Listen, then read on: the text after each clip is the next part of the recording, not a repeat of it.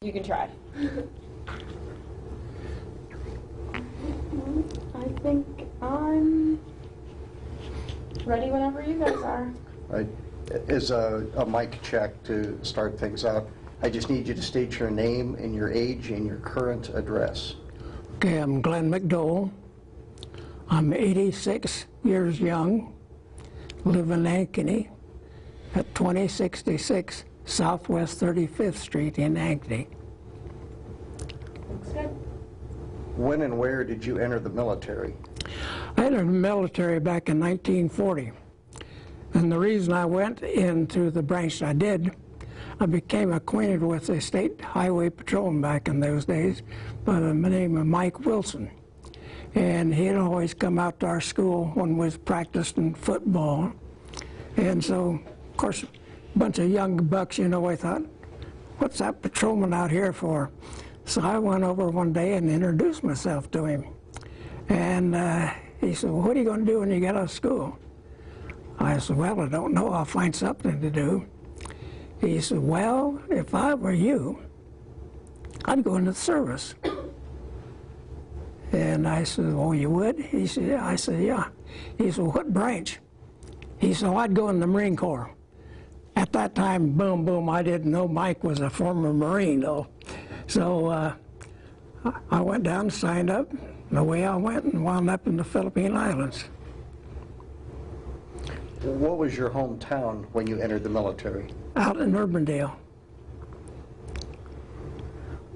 Where were you assigned for duty from the time you entered the Marine Corps up until your deployment to the Philippines? Of course, I was stationed in Cavite, Philippine Islands at the Navy Yard there.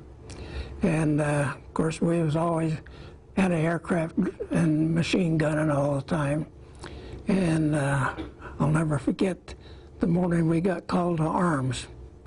Colonel Adams had us all lined up out there, and he said, men, Pearl Harbor's just been hit, and hit bad. We got to hit our positions and hold out as long as we can. And that was Colonel Adams's comments to us. So I went to my gun emplacement as a 50 caliber machine gunner. And of all places, the lieutenant put me on top of the Naval Ammunition Depot. I said, Lieutenant, this is the worst place in the world. He said, yeah, but look at the open fire you've got. I said, yes, sir. So it wasn't long till I had a sergeant come up. He said, McDole, what in the world are you doing up here? I said, well, Lieutenant, of course we had a nickname for him. I says, he put me up here. He said, come with me, get that machine gun off me here. He said, I'm going to give you an assignment. We got some PBYs here in the bay. We got to get them out of here and get them hid. So we took those PBYs down at Las Banas and hid them up in the jungle. And of course, every day we'd sit on the wings, we could see the planes going over and over. And the day before Christmas, we ran out of there. So we got back into Manila, and staging point was, if it's separated, is the YMCA. So when I walked in the YMCA, there was a Catholic priest. We had nicknamed him the Red Rider because he had a big, long red beard. He said, Mike, where in the blinking have you been? I said, I was with those PBYs. He said, my Lord, he said, we thought you got killed in the Navy Yard there. And he says, the message was sent to your parents. He said, we got to do something to let them know. And I think I got one of the last messages out, except when MacArthur sent his message to the president. And of course, my folks got the message. What a relief that gave them. And that was the last they heard of me. Where and when were you captured? I was captured on May 6th on Corregidor. And of course, what a feeling that gives you when you look up on top of the hill and see Old Glory come down, and white flag goes up. Gives you such a void feeling, not knowing what in the world you're going to do. Had you received any word that the Americans in the Philippines were going to surrender? Was that a surprise to you? Well, we knew on April 9th, some men on Bataan they had surrendered. And so the night MacArthur left the Philippine Islands, I got a call. A runner came down and says, there will be a friendly craft crossing your gun points, so do not challenge. So it was a PT boat taking MacArthur and President Quezon all out of the Philippine Islands. And that left General Wainwright in charge. And I'm quite sure that's possibly the hardest job he did was have to surrender the remaining of us. What were the conditions of your capture? What they did, they just congregated us all in one area, 92nd Garage area, what they call it. And they just had a mass of men there. And we stayed in there, and they'd take out some of us, the police up the rock a little bit and bury the deads. And so I was always one of these guys, when I see them coming for a working party, I'd hide a little bit so I wouldn't get caught on it. And so then when they decided to move us from Corregidor, the ship came in, and they lined us up, and we marched out on the plank, and they'd search us. They'd take everything you had. I'd even seen some of the Japanese with wristwatches from their wrist clear up your elbows. Some of the fellas, if they had to make you open your mouth, if you had gold teeth, they'd take a rifle butt and knock them out. And so I had my high school class ring. And I knew they was taking everything, so I took my ring off, put it in my mouth, and went through the checklist like that. The only thing they took away from me was a little New Testament my high school teacher gave me, because we had a farewell. And they just tore it up in front of me. And then I walked out, got down on the hold ship. They closed the hatches on us, and we had no idea where we were going. So when they pulled out, it wasn't long we could hear them running the ground. And they opened the hatches and said, okay, get out. So we came up, and you could see Manila. And so some of us, we had to jump over if you waded the shore. And when we waded ashore on Dewey Boulevard in Manila, they started the march. And I mean, then of course the natives were all lined up and down Dewey Boulevard, and if they'd see a loved one, they'd break through the ranks and, you know, go through the tiers and everything, and the Japs come through with bayonets. And I think the worst thing, and made me so hard and determined, as we was marching along, here was a little, looked like a young girl to me, but as a mother, she had her little baby in her arm, and she was just looking, and this Jap ran over and grabbed that baby from her, threw it in the air, then caught it on fixed bayonets. And I think those, Smitty and I, we gave a few curse words to them, and just made us, no heaven art, are you going to get the best of us. Then, Go ahead. Then we marched all through Manila, and they took us into Bilibid Prison, which was the old prison in the Philippine Islands, in the walled city. And there they separated us. Some of the men were bad, kept them there, and the rest of us, we went up to Cabanatuan, the big prison camp. And every day they'd come in, 15, 20 men, and they'd take them out on a working party and bring them back. And the death rate was terrible in there. Every morning you'd see carrying out a bunch of bodies, you know, and we'd bury them. And so I told my buddies, because you always had little cliques, you know, and I said, if they ever come in and work on a large working party, let's volunteer. And my buddy Smith said, oh, you know, we don't volunteer for nothing. Well, I'm going to. So I'd sit up there by the gate, and they'd come in, so many men. They said, we want men. I says, how many? They says, 300.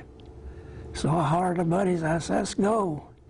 And so they marched out 300 of us, and back to Manila, and we started loading ships.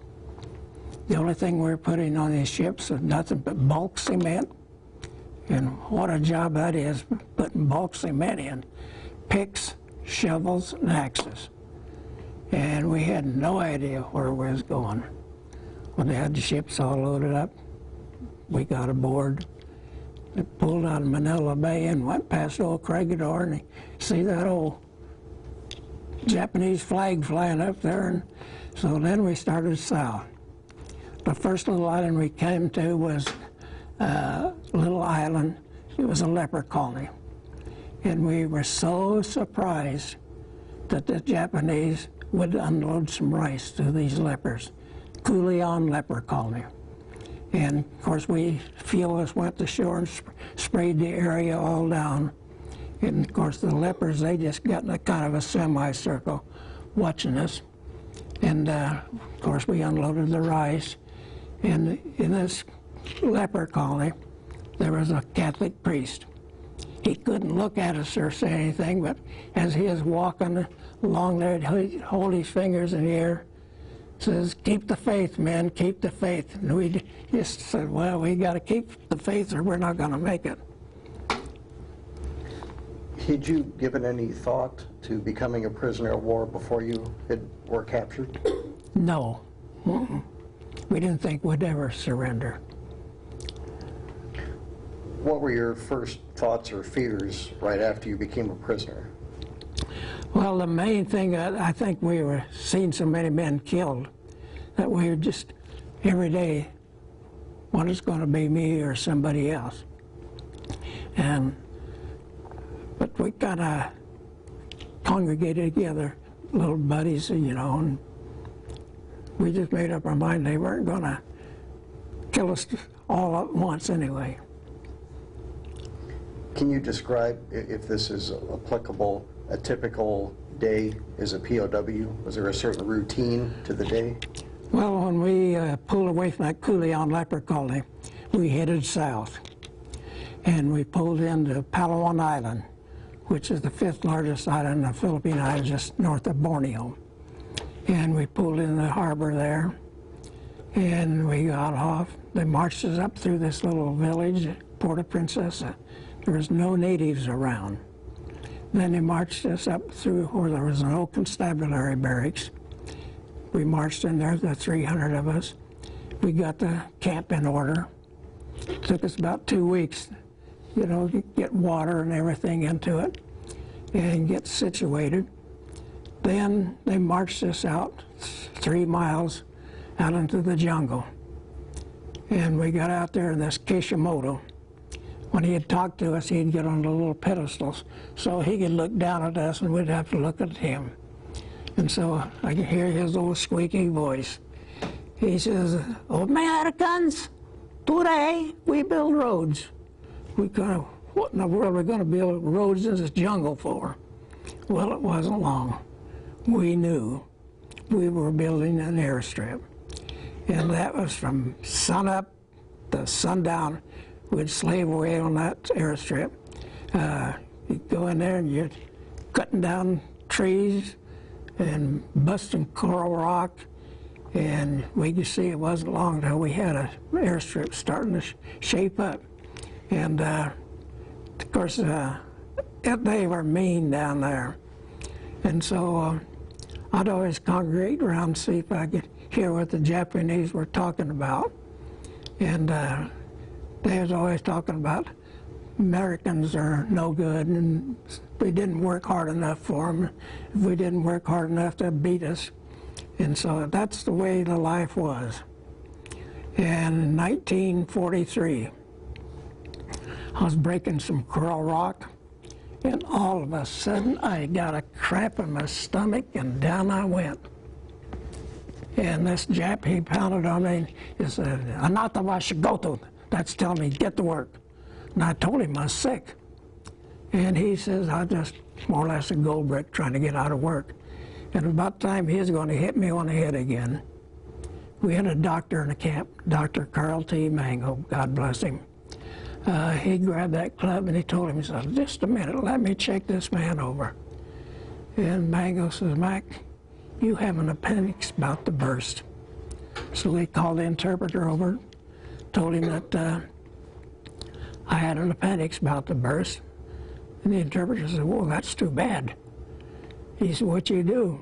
Well, Dr. Mango said, we got to operate on him. So he took me back into the camp and got to ride the truck back to camp and laid me out there, and Dr. Mango went over to the Jap commander, told him, he says, excuse me, I have the equipment to operate on this man, but I have nothing to put him out. They said, well, we take him over to WWII, that's a prison across the bay. And so took me in there, and Mango says, Mac, the natives don't even have anything. I said, well, what are we going to do then? He said, well, we don't operate. He said, you're going to die from it. I said, well, if I'm going to die from it, let's die trying. And this doctor, God bless him, what a man. Laid me out there.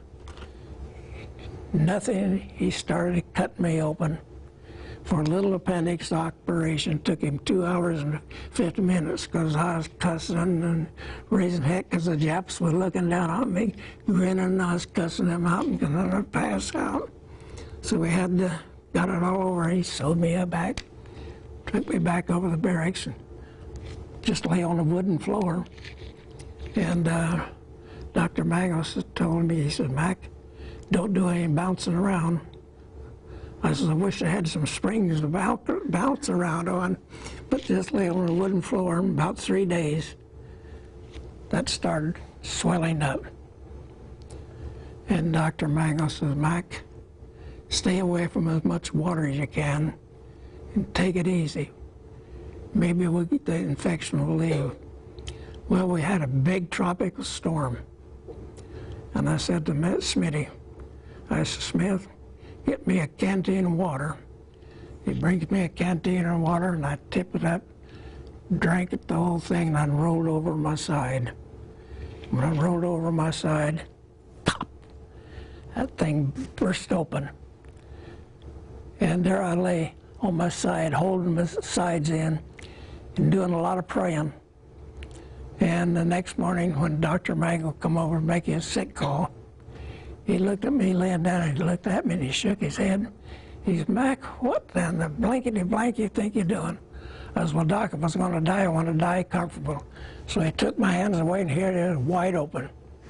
And this doctor, God bless him, he'd come in, 2 and 3 times a day, clean that all out.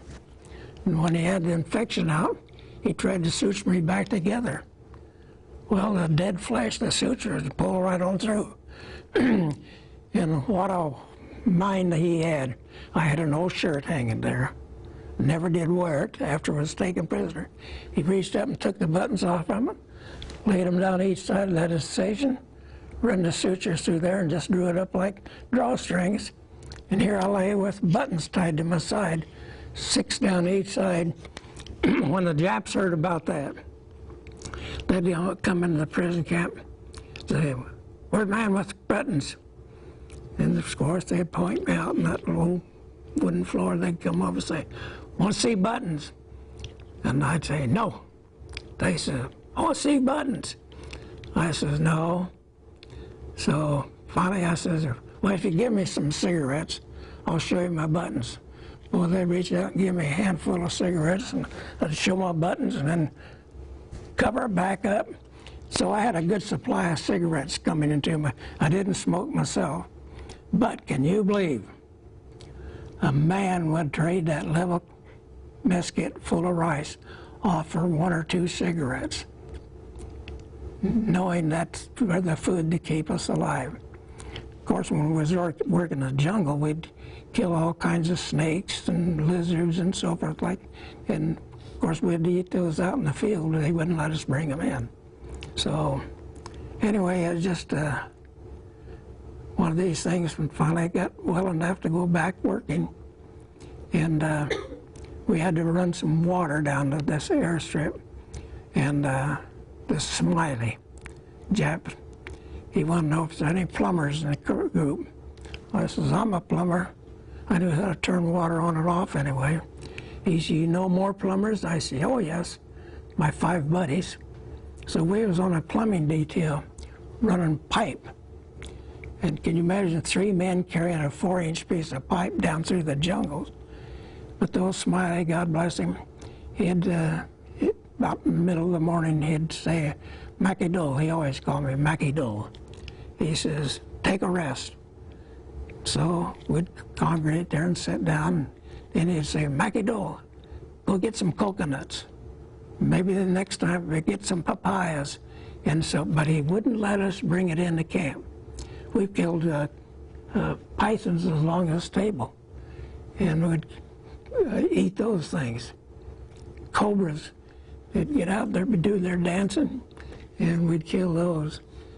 Big lizards, anything we could eat, we'd eat. What was the quality and the quantity of the rations that the Japanese provided? They gave us a mess kit, level full of rice, 3 times a day if we worked. If we didn't work, get it half full twice a day. So therefore, a lot of guys was going out and working when they shouldn't even be going out there.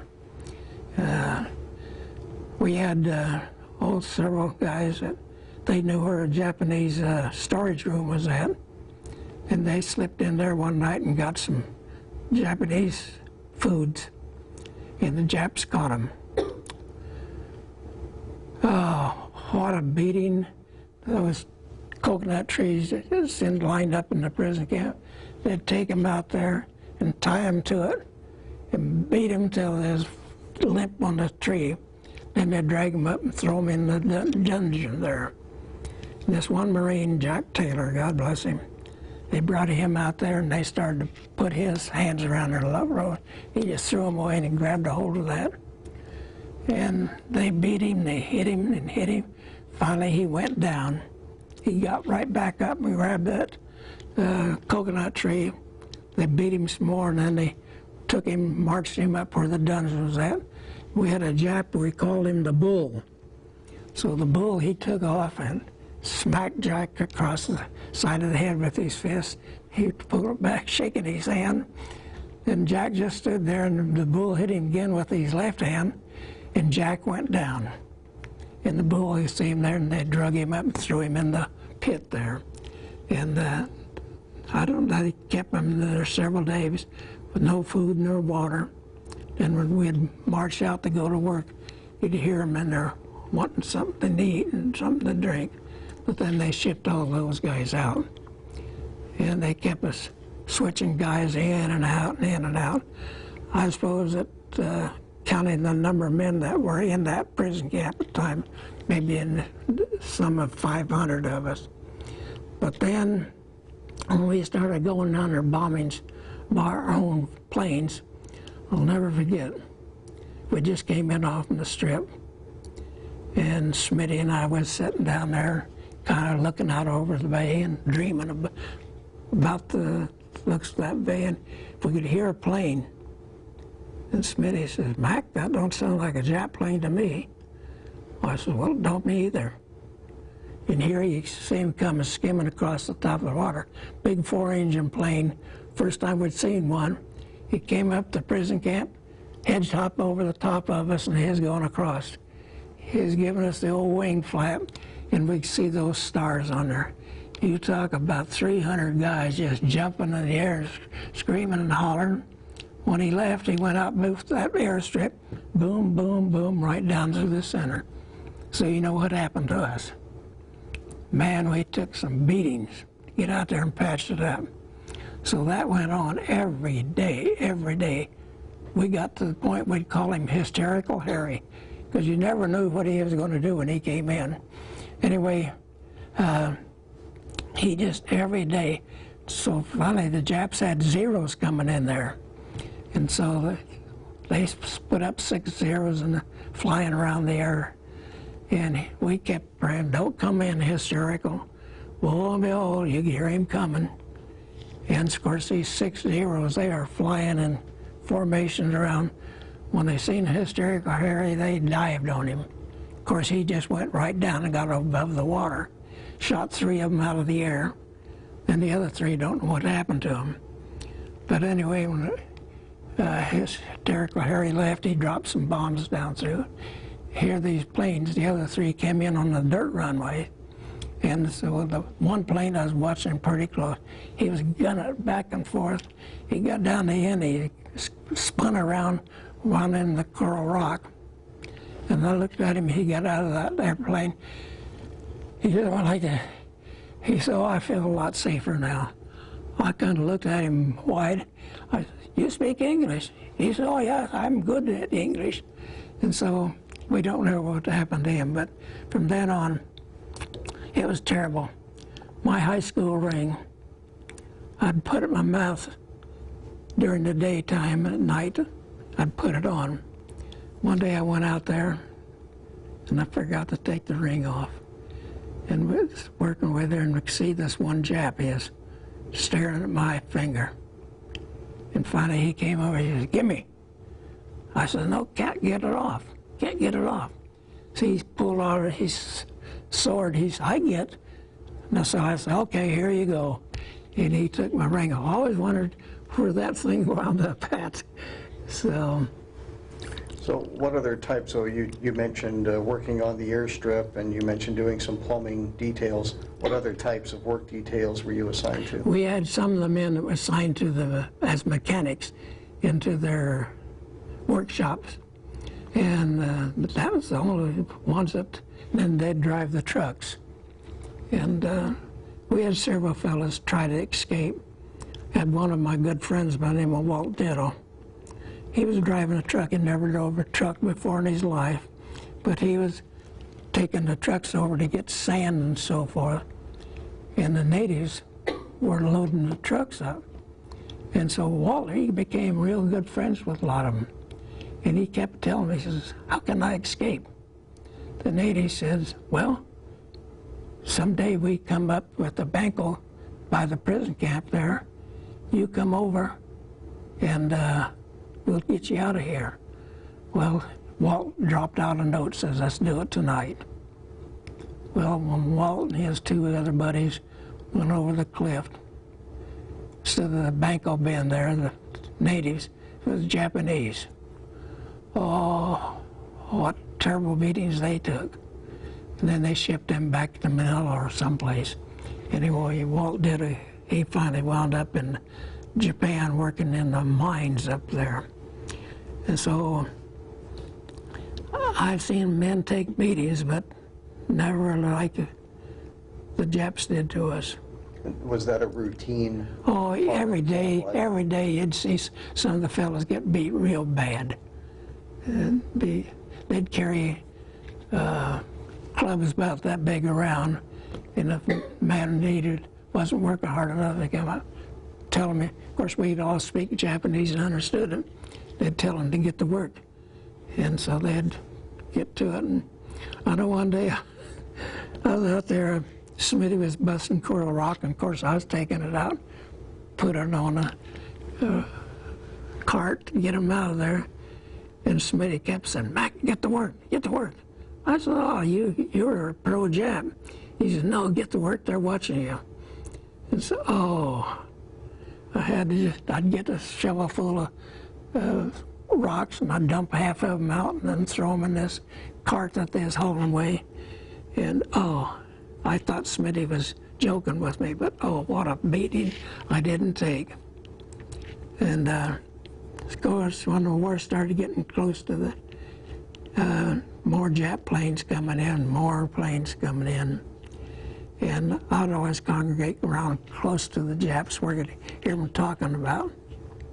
When they was talking about the Europe War, and they were saying it don't look like they're going to be lasting long there. And so got back in the prison camp.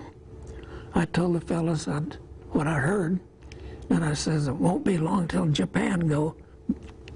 And somehow one of the fellas says, Mate Mate, Japan. And this Jap, he says, Nai, that's no. And they said, well, you hear that? Well, would you believe? They pointed me out that I told them. So they come into the prison camp, they jerked me out of there, take him over to Kempitai, there's military police, took me in that building, and they set me down. There was an interpreter and two questioners. And they questioned me, and I told them I was trying to build up the morale of the men. And they'd say, Japan, never, never. I said, okay, never, never. And then so I just couldn't get them to understand that I was trying to build up the morale. So they sent me back to camp and said, we bring you back tomorrow, you tell us where you get that information or you're going to be bataille, that's going to kill me. So I went back there and I just thought, what the devil am I going to do? I'm going to face a fire squad. So they took me back over there to Kempeitai, set me down, they started questioning me again in this interpreter. I got him to understand what a joke was. And I could see when he was telling the big bull what a joke, and I was just trying to build up the morale. He got up from behind his chair and walked over and he took my head and pushed around and he says, you speak joke. I said, height, that's, you gotta answer him, height. That's yes. And so he pulled back and he hit me aside of the head and I just went rolling. And he said, Japanese joke, take me back to camp. So he marched me back there, threw me in a pit for a couple days. I've seen fellas that they'd put them to a stake outside of the entrance to the prison camp, tie them to that stake, and when you'd walk out and marching out to go to work, you could hear them pleading, wanting something, and you didn't dare try to, he could kill everybody. This poor one fella, it's hard to believe that a man with diet and so forth would go blind. And this one fella, he had to go off into the jungle to relieve himself. And he was trying to find his back way to the airstrip. The guy went blind. And they jerked him, trying to tell him he was trying to escape. He kept saying, no see, no see. And so they tied him to the stake. And for 3 days he stood there, and I don't know whatever happened to him. Did you have any opportunity while you were a prisoner to send mail or receive mail home? Never did receive any.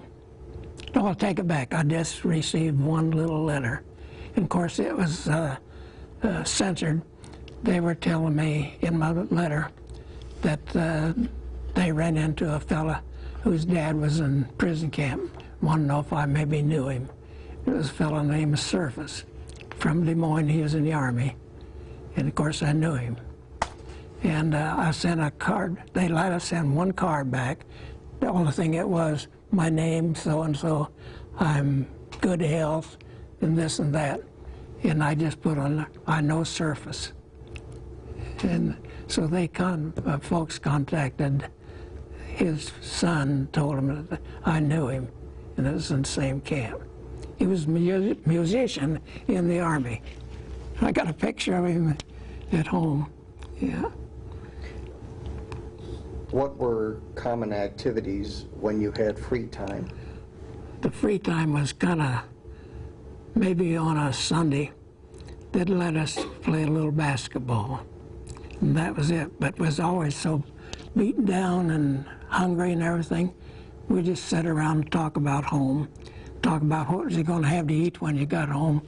I was going to have an angel food cake about that big, full of ice cream, and sit down and eat it all. Were there any organized leisure time activities? No, none whatsoever. How often, you mentioned earlier that you heard some Japanese guards talking about the war. Mm-hmm. How frequently did you hear news about events in the war outside? That was the only time I ever heard anything about what was going on over there. These Japs were talking about it looked kind of bad over in Europe. And of course I had to open my mouth and add a little more to it. And so they didn't let us know too much. Did you participate in any escape attempts? No, because we had an order out that for every one man escape, you were all numbered, they'd take 10 men out, 5 numbers below and 5 above those that tried to escape or did escape. And of course, when we first got down there, we had 3 men escape, and they kept us under confinement while they were searching. and they never did find him. So one of them was a fellow, Bob May, was a good friend of mine. He was one of them that escaped, and he stayed in the jungles until our forces came back in there. He wound up as a policeman down in New Orleans.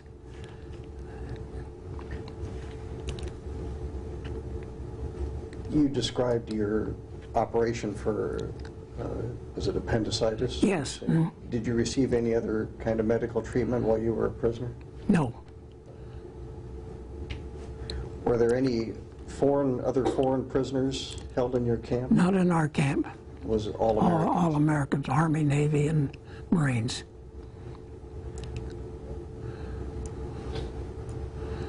Did your captors make any kind of an effort to maintain the standards of the Geneva Convention? Oh, no, none whatsoever. No. How long did you remain a prisoner of war? I was a prisoner of war until December 14th, 1944. And of course, going under bombings and everything, the Japs, throughout the prison camp area, they made us dig trenches about 6 foot deep, put coconut logs across them and put 3 foot of dirt on them, so only had one way into them. And so when we go on our air raids, we'd get down these trenches.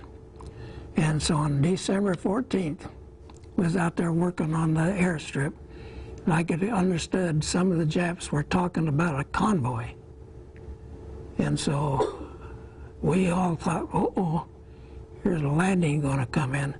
So they marched us back in the prison camp and sounded air raid.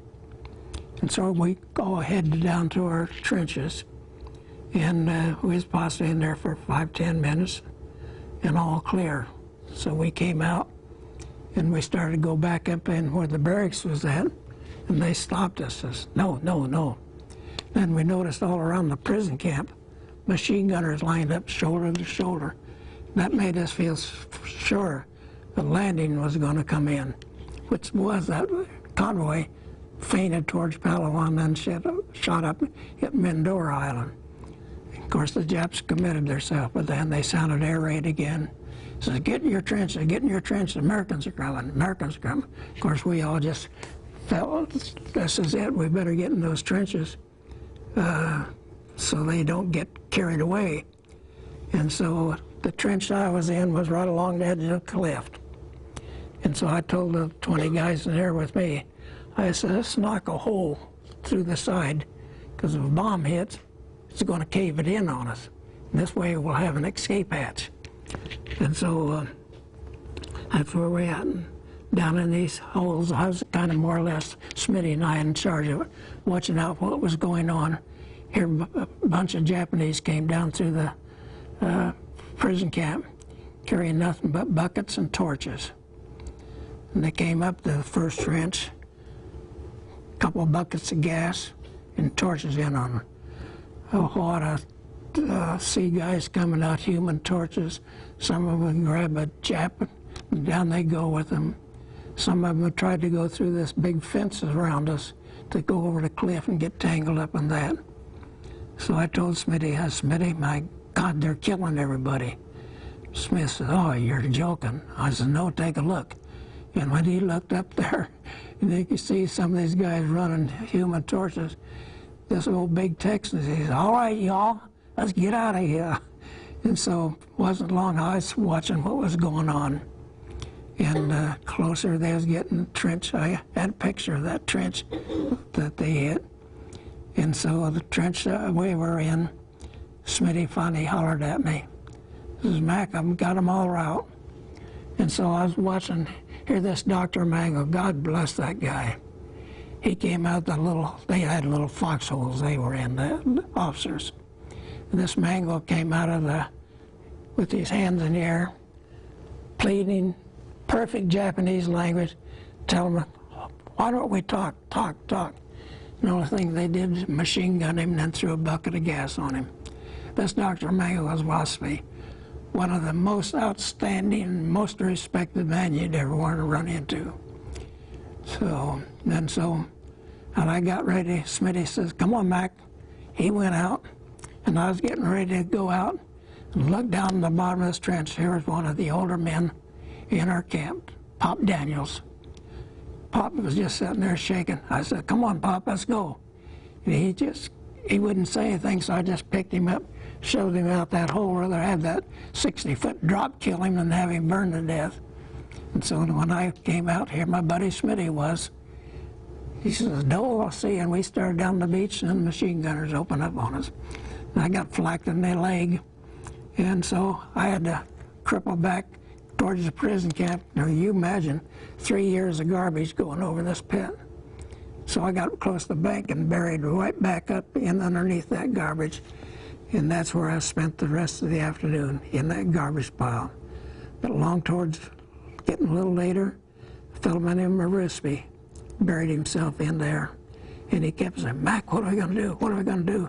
I said, "Rispy, maybe we just be quiet. They might not find us in here." Well, it wasn't long. They was making their search down the beach, finding some of the fellas. And the next thing I knew, Rispy raised up out of that garbage pile. He said, "Okay, you blankety blanks, go ahead and shoot me and get it over with." Well, they shot him and then drug him off from the garbage pile, threw gas on him. And I thought, oh, they're burning this garbage pile. But I just laid there real quiet. I spent the night under that garbage.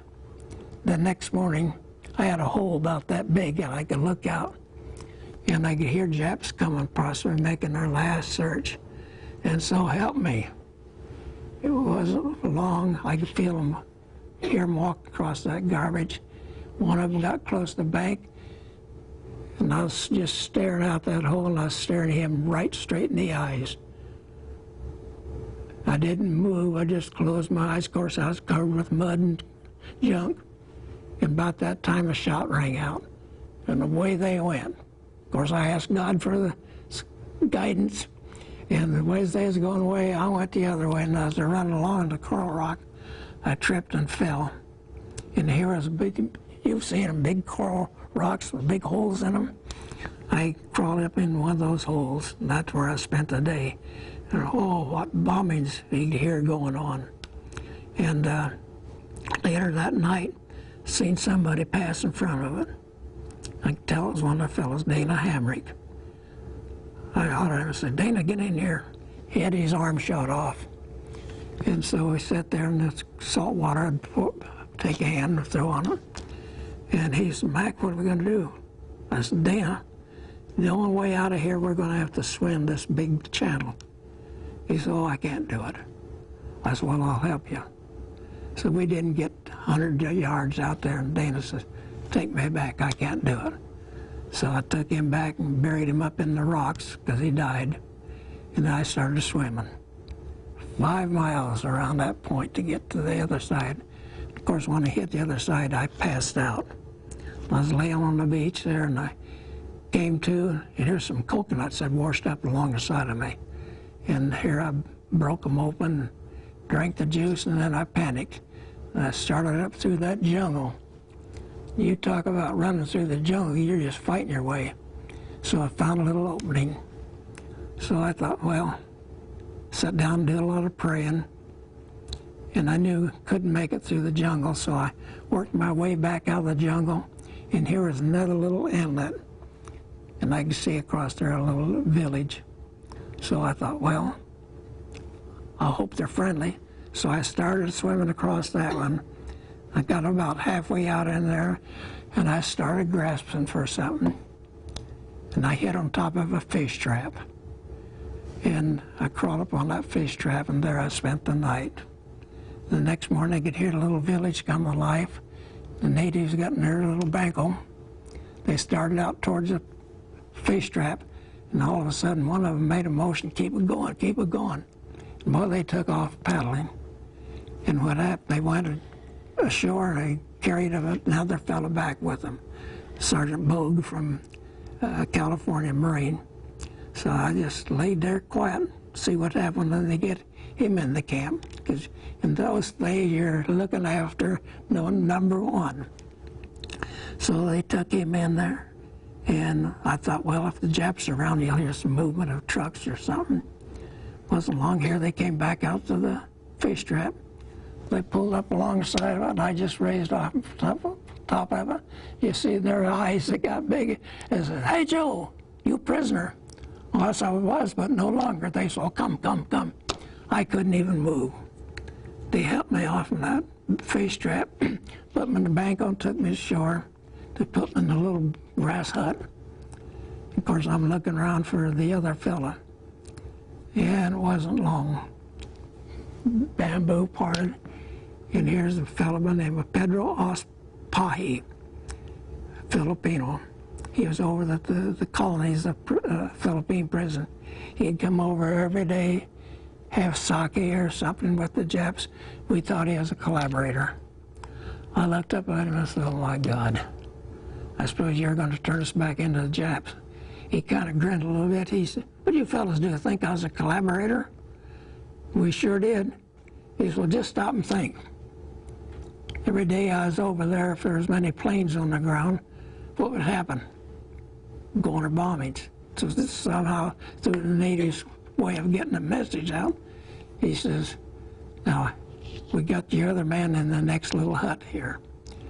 We'll get you out of here." So we stayed there and got some good food. And the next day, Pahi came back. He said, "Man, we got to get you out of here." Somehow the Japs have heard about it. So would you believe they brought in water buffalo?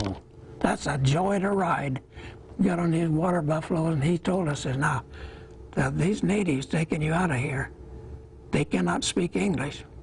So you'll have to be quiet, because you will very possibly go past some Jap outposts." So we started riding on these caribou, and the next morning when it got light, these natives, they looked at, started grinning, then they started singing, "God Bless America." Of course, with Bo and I like this, and they says, "You are now in the free Philippines. We, the guerrillas, we have control from here, clear down to the tip of Palawan Island." So we'd visit along, and we'd put a little camp. Then on Christmas, we got into one guerrilla camp, and it was a day that all the newborn that year, they would have a dedication of them. So we laid there and watched that. Then the next day, we started working, going south. We got down to Brooks Point down there, and here we met Captain, there's the O.B. Mayar, and that's where his little 9-year-old girl was at, could bring us in food and so forth. And when I was there, a submarine surfaced and kicked out bunches of ammunition. And so I went down to kind of help the natives carry it back. I picked up a box of 50 calibers. I looked at it, said, "Des Moines Ordnance Plant, Des Moines, Iowa." And so it made me give a feeling it was close to home. And so then the time went on, I think it was the last of January, we got a message that a plane would be in pick us up. So from there it was to Pearl Harbor, and we spent a lot of time there being interrogated and everything. And then from there was to go to Washington, D.C. And so when we left Pearl Harbor, they told us that now we have to tell you to talk to nobody until we confirm what happened down there on Palawan Island. So we were sitting there, and this plane was lined with litters of people that sent them back in here. Bo and I was sitting there. Pretty soon the cabin door opened, come back a major in the Marine Corps. He came back, and he says, "Where you fellas from?" "Always heading back to the States." "Where have you been?" "Oh, we just been over here." And he says, "I understand we got some POWs on here that escaped." I said, "Well, we have." I said, "They must be in those litters back there." And so he just kept talking to us and talking to us. So when he got into Frisco, he said, "Well, man, I guess I can trust you to get to Washington, D.C. without talking to anybody." He says, "I've got 30 days and my family's right here waiting for me." So from there it was Washington, D.C., and then we finally got the notice that the story could be released. I think it was March 4th or 5th when the register came out. I know I was sitting home, and the door knocked, and here was the newspapers, and a couple of majors came in. We sat down and told them exactly what happened to us. So it was a... March 4th or 5th of 1945? Yes. Yes. How much longer following your liberation were you discharged from the military? Well, when I got discharged in, I think it was November, and of course my ambition was to be a state trooper. Well, I put in my application, so in 46, and they called me in for the interview, and they says, "How much do you weigh?" I said, "About 138. They said, "What's your normal weight?" I said, "Oh, about 180. They said, "You're the man we just read about in the paper, aren't you?" I said, "Yes, sir." They said, "Why don't you wait a year and put in your application again? You get on your feet a little better." Okay, I went back to 47. Of course, during that period of time, I went to college. And so I walked in, the chief, he looked up and he said, "Well, Mac," he said, "you look a lot better now." He said, "You're still interested?" And I said, "Yes, sir."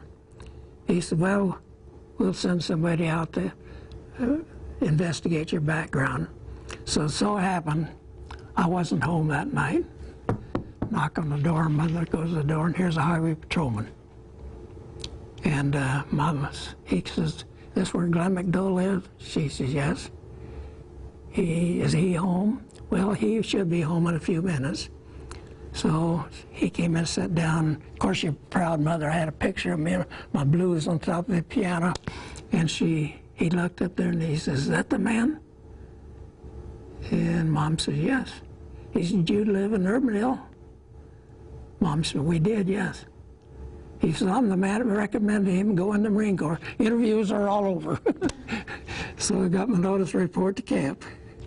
So then when I was there, when the Korean War, first of all, in 1948, I got called back as a witness to war crime trials. Then I came back I was stationed in Mount Ayr, Iowa. And when the Korean War broke loose, I got called back in. So when I went to Camp Pendleton, walked in, laid my records down, this lieutenant looked up at me. He says, "Yes, your record?" And I said, "Yes, sir." He said, "Just step out of line a minute." He goes in the back office. The colonel came out. Good old friend of mine. He said, "Mac, what in the world are you doing out here?" He says, "I guess they need a few more good Marines." He says, "This is as far as you're going." He asked the lieutenant, "What's the best assignment?" They said, "Well, guess down at TQM, down at Fort Quartermaster." Well, that's where I went. And then when I got discharged in, it was out. Came back on the highway patrol. Spent my 30 years and retired as a lieutenant from the patrol. And when I retired in 76, I was teaching at Academy. In 1977, Bob Rice, the sheriff, came in the office. He called me up, wanted to know if I want to get back in law enforcement. And I says, "No." I says, "You're too much politicians." He says, "Well, I'm the politician." He says, "I need somebody to set up a patrol and communications. If you'll do that, that's all I ask of you." So I did that for 12 years, and so 42 years in law enforcement was enough. I got out, so been kind of taking it a little easy. Live in Ankeny. That's where our daughters are at. They wanted us close, so we did. And so... Did you ever have your angel food cake that you thought... You know, I never did. The big thing when I got home, my mother, God bless her, she could make the best rice pudding. So one evening, was having dinner, I said, "Mom, don't you want to make any rice pudding anymore?" She said, "Well, I thought you'd had enough rice that you wouldn't want anymore. And so the next night she had rice pudding for me. So. Do you still suffer from any medical conditions or that occurred as a result of your time as a prisoner? Oh, I'm on military disability. I used to wake my wife up at night because I was cussing the Japs and everything, and sometimes she'd wake me up. And so the VA hospital is real good to me. They call me in every 6 months. And if something happens, I need to go back out there, I just call them out. And every 3 months, the dentist calls me in because we had so many people lose their teeth because of malnutrition. And they took the best of care of me out there at the VA hospital. In fact, they're having, I think it's the 21st of this month, a POW MIA meeting out at the VA hospital. So I got to get my letter into them, but I'll be there, the good Lord willing. Is there anything else you'd like to share with us about your POW experience that maybe we didn't ask about? Well, there's so many things of brutality in the prison camp. I witnessed 6 fellows get faced a firing squad that made them dig their own pit. And these 6 fellows stood down in there. They came out, wanted to blindfold them. They just threw their hand away. And they stood there at attention. They weren't saluting the Japs because we had to sit there and witness. They were saluting us, more or less telling us goodbye. And so that kind of put the halt in fellows wanting to escape. But the Filipinos, God bless them, they took real good care of me. And I think anybody that was around Filipinos very much really appreciate them. Filipinos really went in through really some torture. They'd go in a little village and kill everybody in the village. I've got a document at home where this Filipino, they had several of them lined up and was beheading them. And apparently something caught the attention of this one Jap that was coming down. The saber twisted and hit this Filipino flat. And he just went scared. He just lay there until they left. Then he got up. I've got his statement at home. You mentioned that you learned to speak Japanese. Was that after you became a prisoner? Yes. Mm-hmm. How long did that take you to learn the language? Oh, you learn it pretty quick. Would you believe we had one man? He could speak and talk back and forth to the Japs, just like you and I would be sitting here talking. In 30 days, he learned. That's sometimes what fear would do to a man. Yeah, so it's an experience I'd pray to God nobody'd ever have to go through them again. Because the hardest thing in the world to see Old Glory come down and not knowing what's going to happen to you. Had you traveled back to the Philippines since you were a prisoner? No, I haven't. Kind of thought maybe it'd bring back too many memories. But this one Filipino lady keeps sending me stuff like some of my pictures. And of course, when I do a diagram where Dana was laid up on the rocks, I kind of wonder if they really found him or not. And so my daughters and my wife, if she's well enough, I think we'll go back next summer, next year. Because that's be the first place I'd want to go. I know right where I put him, make sure they did find him. And of course, I've been quite active when we first got back at POW meetings and so forth, Survivors Baton and Corregidor. We'd have the mass burial down at St. Louis Jefferson Barracks. So, but this year I didn't make it to the POW convention because of my wife's health. And it's supposed to be in San Antonio next year. And we'd had one down there years ago. And I hope to make it down there next year. If the wife gets well enough so she can. She's in the hospital right now. So we have quite interesting how I met my wife. This Walt Ditto, he finally got back. He was liberated up in Tokyo. And so he and I, we'd go together when he came back.